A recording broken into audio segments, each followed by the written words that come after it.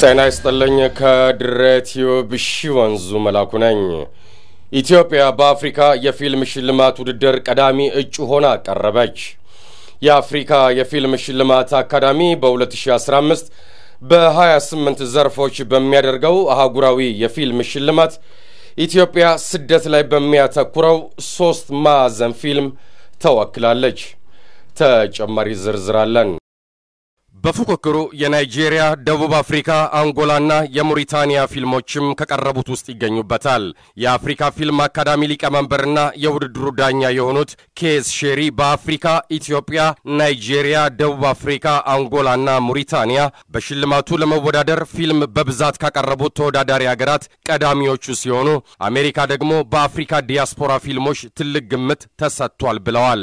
ከኢትዮጵያ 3 ማዕዘን፣ ከናይጄሪያ ኦክቶበር 1 ቺታና ኢዮሬና ዳዝሊንግ ሚሬጅ፣ ከሞሪሺየስ ቱምቡክቱ፣ ከአንጎላ ኪዩን ኦፍ አንጎላ የተሰኙ ፊልሞች በተለያዩ የሽልማት ዘርፎች ቀዳሚ ግምት የተሰጣቸው እጩዎች ናቸው ተብሏል።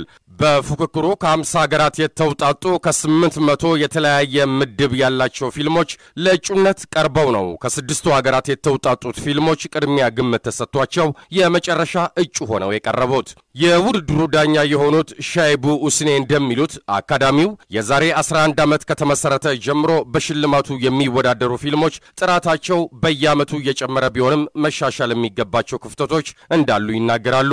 በአሁኑ ዓመት የአፍሪካን ፊልሞች ወደ ዓለም አቀፍ የፊልም ቋት ውስጥ ለማስገባት የሽልማቱ አመራር የእጩ ፊልሞች መረጣ በሎስ አንጀለስ የሆሊውድ ፊልሞች ሰሪዎች በተገኙበት እንዲደረግ ወስኗል ያሉት ደግሞ የአካዳሚው ዋና ስራ አስፈጻሚ ዳዮ ኦጉኒዮሚ ናቸው።